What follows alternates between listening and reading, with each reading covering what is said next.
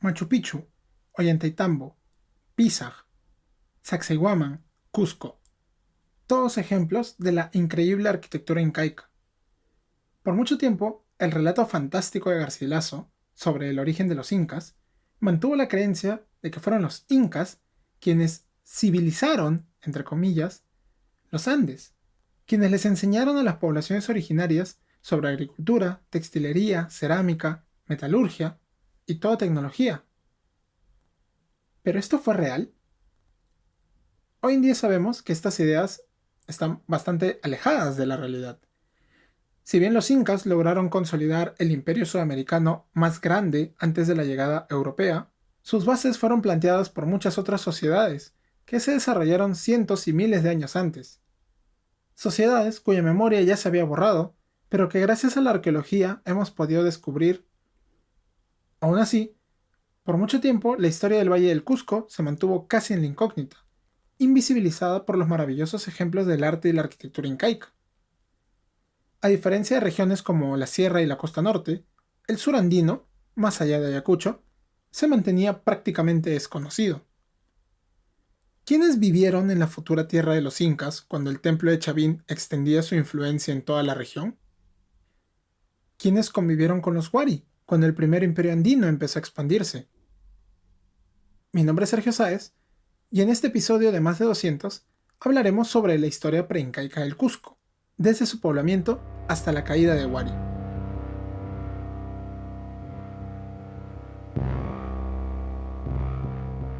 Desconocemos mucho sobre nuestro pasado. Desconocemos cosas como la existencia de templos a lo largo de nuestro territorio desde hace más de 4500 años. Desconocemos que el quechua no es una única lengua. Desconocemos que Túpac Amaru no fue el primer cacique en rebelarse.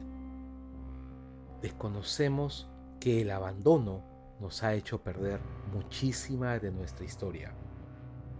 Únete a nosotros en la aventura de evitar que el olvido nos robe el pasado y compartamos la aventura de redescubrirlo.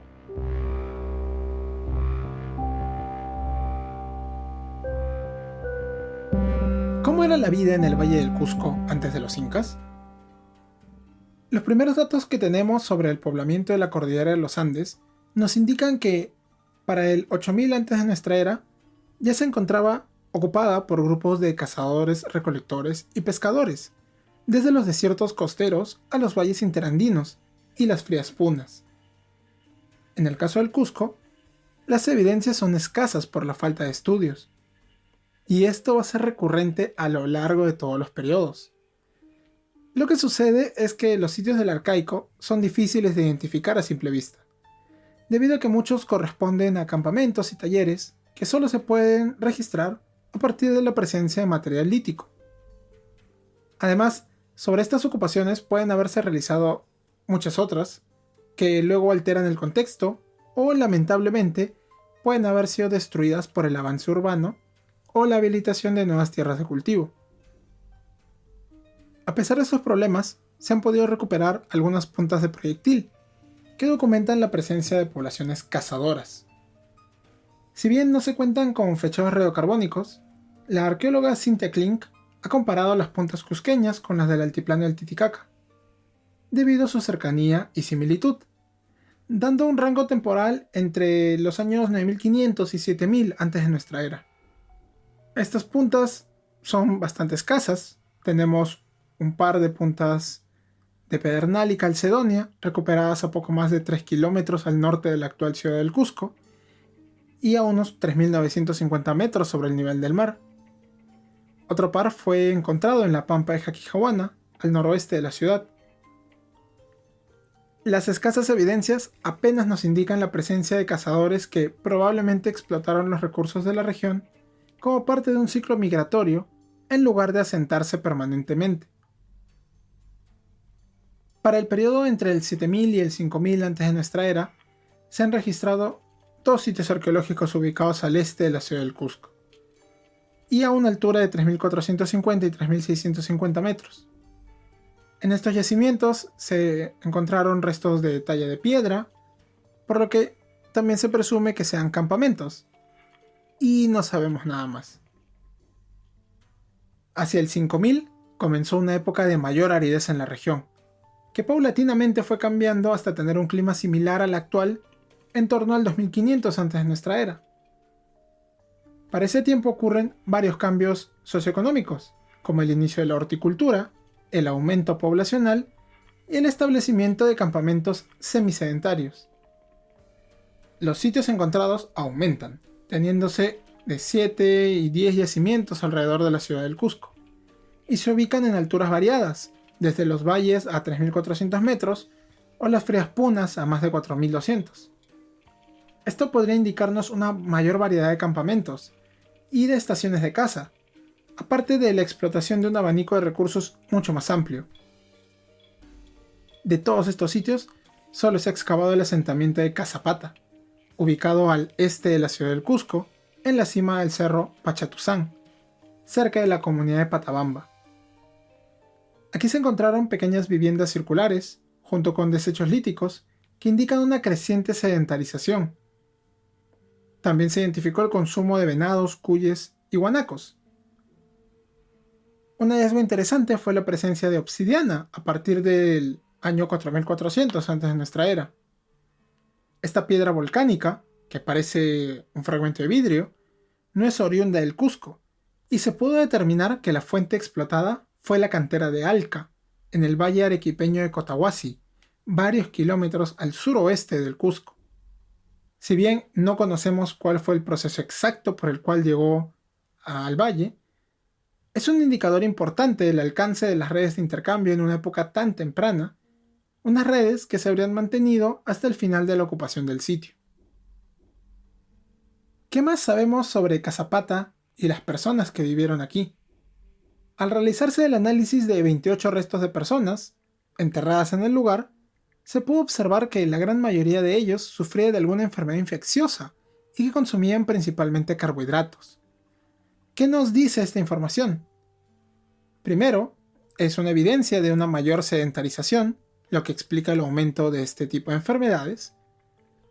Y segundo, el incremento del consumo de productos vegetales nos habla del desarrollo de la horticultura, evidenciada también por la presencia de instrumentos de molienda y asadas de piedra. De igual forma, vemos un cambio importante en la dieta, como fue el aumento de consumo de camélidos en lugar de los venados y el aumento de la mortandad, sobre todo infantil, hacia el 3000 antes de nuestra era. Como ya habíamos mencionado, hubo importantes cambios climatológicos en esta época, entre los cuales uno de los más importantes fue el tener lluvias cada vez más regulares. Estas nuevas condiciones facilitaron el desarrollo agrícola, para lo cual comenzaron a realizar quemas regulares para mantener la fertilidad de las tierras. Hacia el año 2200 antes de nuestra era, cuando sitios como Caral, Ventarrón o Santana de la Florida estaban en auge, en el Valle del Cusco la gente sigue viviendo en pequeñas aldeas, pero ya se cultivaba la quinoa en toda la región, la cual sería el cultivo más característico de estas poblaciones durante todo el periodo formativo, hasta que fue reemplazada gradualmente por el maíz. ¿Y cuándo aparece la cerámica en este valle? La fecha no se ha podido determinar, de nuevo por la escasez de estudios. Los pocos fragmentos recogidos nos muestran unas ollas bastante simples y delgadas. Poco a poco se fue desarrollando un estilo propio, al que los arqueólogos han denominado marcavalle. Esta nueva cerámica aparece hacia el 1200 antes de nuestra era y carece de todo elemento decorativo relacionado con el culto chavín, lo cual nos indica que la región cusqueña estuvo alejada de la gran red de intercambios de la costa y sierra norte y central durante el periodo formativo. Hasta los siglos 7 y 6 antes de nuestra era, la población cusqueña siguió viviendo en aldeas dispersas, sin una jerarquización social marcada, sin la presencia de grandes templos. Una típica aldea de esta época es el sitio de Marcavalle, ubicado entre la ciudad del Cusco y San Sebastián, que le da el nombre a la cultura y periodo. Aquí se pudo registrar que la población tuvo un estilo de vida similar a la del periodo arcaico, siendo su actividad principal el cultivo de quinoa, frijoles y a partir del 900 antes de nuestra era, el maíz. Esta dieta era complementada con el consumo de venados, cuyes y camélidos, igual que el periodo anterior. Los camélidos en particular eran un recurso importante, porque eran utilizados como alimento, como fuente de lana, como animal de carga y para sacrificios religiosos. La obsidiana continuó estando presente, aunque esta vez el material registrado provenía de la cantera arequipeña de Chivay. Evidencias similares se han recuperado en Minas Pata, en la cuenca del Lucre, y en el área de Jaquijahuana. Hasta hace poco se consideraba que no existieron talleres especializados durante la época Marcavalle, pero recientes investigaciones en el sitio arqueológico encontraron talleres líticos y artefactos de oro. Estas nuevas evidencias aclaran un poco más el panorama del formativo medio y tardío del Cusco, y nos recuerdan la importancia de la protección del patrimonio arqueológico, porque el sitio de Marcavalle casi desapareció con el crecimiento urbano, y podríamos habernos perdido de este importante descubrimiento. A partir del 500 antes de nuestra era, aproximadamente, ocurre un aumento demográfico notable en las diferentes regiones vecinas del Cusco, relacionados con la difusión de un nuevo estilo, el Chanapata.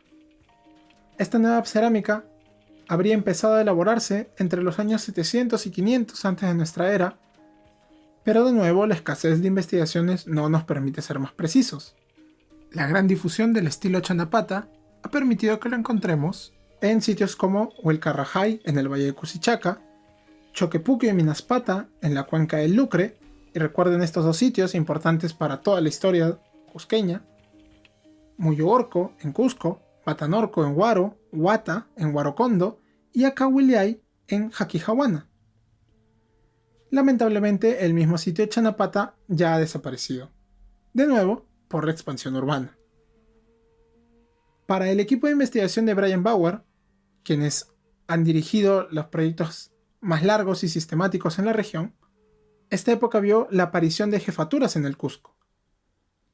Dividen a los más de 80 sitios arqueológicos que registraron en estaciones de caza, que nunca dejaron de complementar la dieta cusqueña, tierras de cultivo, aldeas y centros aislados. Estos sitios se ubicaban principalmente en la cima de los cerros, un patrón que también se repite en las regiones vecinas. Las aldeas habrían estado en un nivel jerárquico inferior respecto de un centro, que en el caso del Cusco se trata del formado por el complejo de Huimpiliay y Muyurco, ubicados al sur de la ciudad y actualmente afectados por su crecimiento. Huimpiliay es el asentamiento más grande del valle y en donde se ha recuperado la cerámica más fina, mientras que Muyurco, ubicado en un cerro que destaca sobre el paisaje, sería el centro ceremonial asociado que luego fue considerado por los incas como una de sus huacas, o lugar sagrado. Aquí, el arqueólogo Yuliño Zapata dirigió las excavaciones de un patio hundido con altar, que sería el principal centro de culto de esta jefatura. ¿Y cómo vivía la gente de la época Chanapata? Tenemos muy pocos datos sobre la vida doméstica en el mismo Cusco. De los pocos sitios investigados destaca el estudio realizado por Alison Davis en Yutu, ubicado en Jaquijahuana. Ocupada entre los años 400 antes de nuestra era y 100 de nuestra era, en esta aldea se consumió quinoa, papas, ocas, kiwicha, frejol y maíz. Se siguió con el pastoreo de camélidos y, al igual que en tiempos Marcavalle, se continuó con el consumo de cuyes y animales de caza como venados y vizcachas. También se encontraron los restos de un mono y una mandíbula de pescado, lo que sugiere que el comercio alcanzó la selva baja cusqueña y los productos importados ya no solo se restringían a la obsidiana arequipeña. Yutu habría ocupado un lugar inferior en la jerarquía de asentamientos de Jaquijahuana, en donde destacaba el sitio de Acahuiliay. Este último, junto con Huimpiliay, se habría alzado como cabecera de una pequeña jefatura en competencia con otras alrededor del área del Cusco, como Choquepuque y Minaspata, Huilcarrajay, Chitapampa, etc.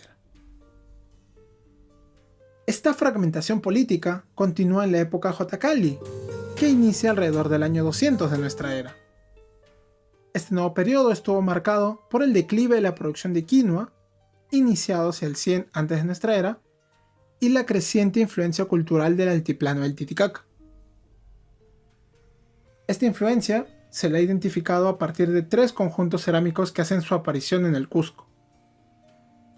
La cerámica Pucará, proveniente de la margen norte del Titicaca, que aparece en Cusco y Chumbivilcas; la cerámica Muyuorco, un estilo local decorado con motivos brillantes en blanco, negro y naranja sobre fondo rojo, los cuales nos remiten a los estilos Pucará primero y Tiwanaku después. Aparece en Cusco, Paruro, Jaquijahuana y el Valle Sagrado. Y la cerámica de incensarios incisos, un conjunto de finos tazones con pedestal, decorados con cabezas de puma aplicadas y motivos geométricos incisos. Estos tazones habrían servido como quemadores ceremoniales, de allí el nombre de incensario, y son unas vasijas típicas del altiplano. Estas influencias no implican un control de parte de los pueblos del Titicaca sobre el Cusco, sino que nos hablan de un constante contacto, probablemente comercial, entre ambas regiones. A la par que aparecían estos nuevos estilos, el Valle del Cusco produjo su propio estilo, conocido como Jotacalli. Las nuevas vasijas presentaron una superficie crema o blanca sobre la cual se pintaron motivos geométricos en rojo y negro. Este nuevo material convivió brevemente con la cerámica Chanapata, hasta que esta última terminó de desaparecer. Al identificar la distribución del material Jotacalli, se puede observar un cambio en la ocupación del Valle del Cusco y sus vecinos durante el periodo de desarrollos regionales tempranos. Se abandonaron casi todos los sitios ubicados en la cima de los cerros, y aumentó el tamaño de los asentamientos en la parte baja de los valles. Que este cambio coincida con el declive en la producción de quinoa no es casual. Estamos frente a una transformación importante en la alimentación, pasando a privilegiarse el consumo del maíz. El crecimiento demográfico se concentró en los terrenos de la actual ciudad del Cusco, en la cual se habría establecido una gran aldea que centralizó el poder de la región. Un fenómeno similar habría ocurrido con las jefaturas vecinas del Cusco, como, de nuevo, Choquepuque y Minaspata, Chitapampa y Acahuiliay, y otros sitios nuevos que aparecen como Patabamba en el Vilcanota y Maras al noroeste. Es este panorama de continua fragmentación política que encontró el Imperio Wari al expandirse durante el siglo VII. Inicialmente se consideró que el imperio había reorganizado la economía de la región, con la instalación del centro administrativo de Piquiliacta, en la cuenca del Lucre. Sin embargo, los recientes estudios realizados en varias de las aldeas contemporáneas a Piquiliacta nos muestran un panorama más complejo.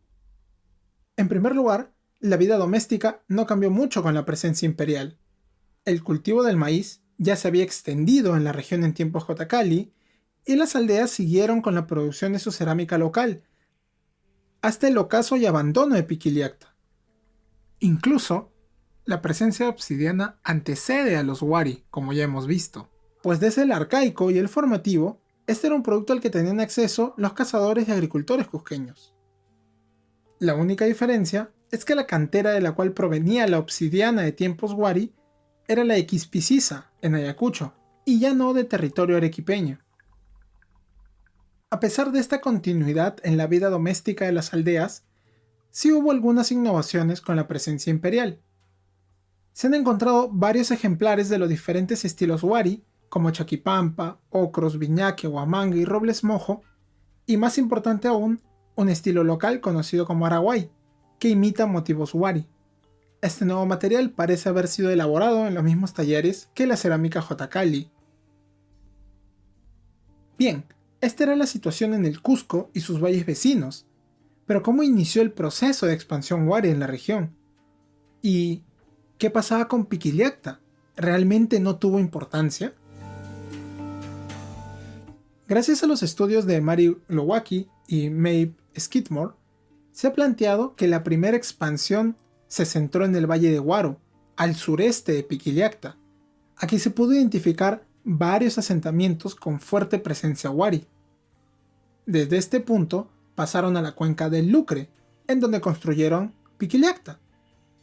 Este sitio se ubica a 30 kilómetros al sureste del Cusco y es el mayor sitio Wari al sur de Ayacucho. Cuenta con una traza planificada de celdas y pasillos cuadrangulares, cuidadosamente ordenados dentro de un conjunto amurallado, construido sobre una plataforma sin ocupaciones previas.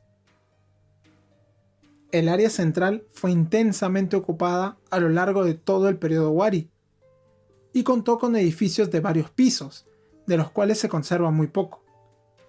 Todo este complejo arquitectónico se construyó utilizando mano de obra local, a través del trabajo comunal por turnos. Esto queda demostrado en el muro perimetral, que está compuesto por una suma de secciones de muro que estarían reflejando el trabajo brindado por una comunidad antes de que una segunda llegue a continuar con su correspondiente sección de muro. Este tipo de estrategia la veríamos nuevamente en tiempos inca con la institución de la mita, el trabajo que las comunidades tenían que tributar al Estado. Desde su posición estratégica entre los ríos Vilcanota y Guatanay, Piquillacta pudo controlar a la población de las regiones de Jaquijahuana, el Valle Sagrado, Paruro, Huaro y el mismo Cusco, aunque su influencia disminuía a mayores distancias. Otra característica importante de la presencia Wari en el Cusco es que, aparte de Piquillacta, Jatuncotuyoc en Huaro y Muyo Rojo en Paruro, no se construyeron más centros administrativos ni religiosos. Como mencionamos, la vida aldeana se mantuvo casi intacta. Ni siquiera se vio un impacto fuerte de los Wari en los alrededores de Piquillacta. La cuenca del Lucre no mostró un crecimiento importante, y más bien muchos sitios se redujeron en tamaño, como Choquepuque y Minaspata, lo cual nos muestra las diferentes estrategias de control imperial. En algunos lugares impulsaron una transformación en las jerarquías locales, con la construcción de varios sitios administrativos, como Catherine Schreiber encontró en el valle de Carhuarazo. Mientras que en otros lugares incorporaron a las élites locales en la estructura estatal, como en el caso del Cusco.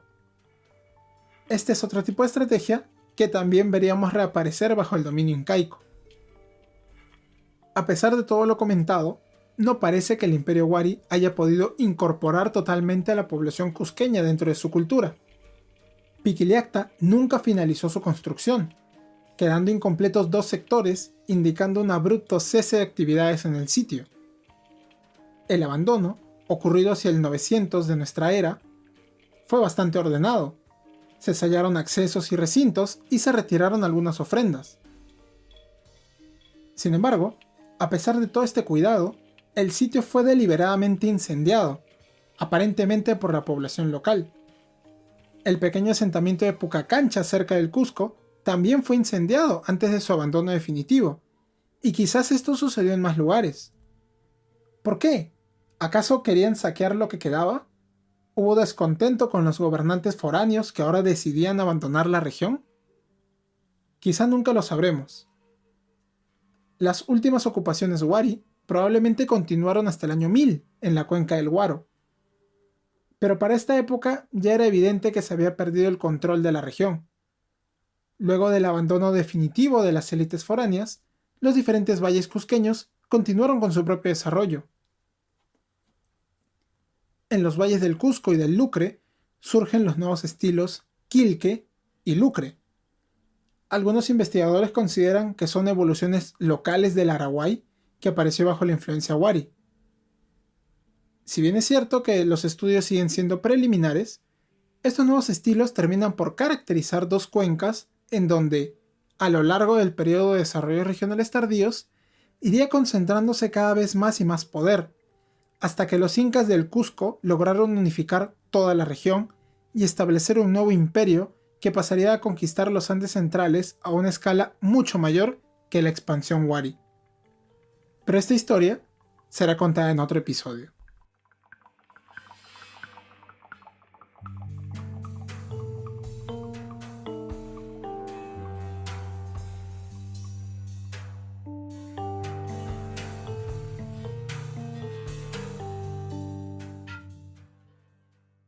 Espero que les haya gustado el capítulo de hoy.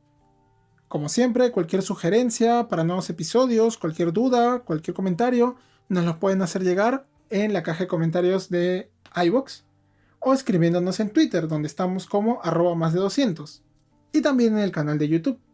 Si desean apoyar este proyecto, pueden hacerlo vía Patreon. Patreon es una plataforma de mecenazgo segura y sencilla que permite apoyar a creadores de contenido, como nosotros. Los episodios seguirán saliendo de manera gratuita en todas las plataformas, iVoox, Spotify, YouTube, y seguiremos haciendo algunos hilos cortos de Twitter, que más bien esta semana hice uno sobre los queros coloniales y la transformación por la que pasaron de los queros abstractos del periodo incaico a los queros narrativos del siglo XVII. Dense una vuelta por la cuenta y chequenlo. Y bueno, dense una vuelta también por la página de Patreon buscando Más de 200, podcast de historia andina. Hay distintos niveles de apoyo desde $1 y pueden desuscribirse si lo desean. Con su apoyo nos van a ayudar a crear más contenido. Y bueno, antes de pasar a la bibliografía, quisiera agradecer a nuestros dos Patreons, Iván Villarreal y Yosu Aramburu Mantovani. Por cierto, el colega Sergio Kangaguala nos hizo algunos comentarios sobre el último episodio de la Alianza Hispano-Huanca. Nos habló de la existencia de testimonios de personajes militares de Yauyos que sirvieron a Jerónimo Hualapáucar, que echan por tierra la tesis de la Alianza Hispano-Huanca.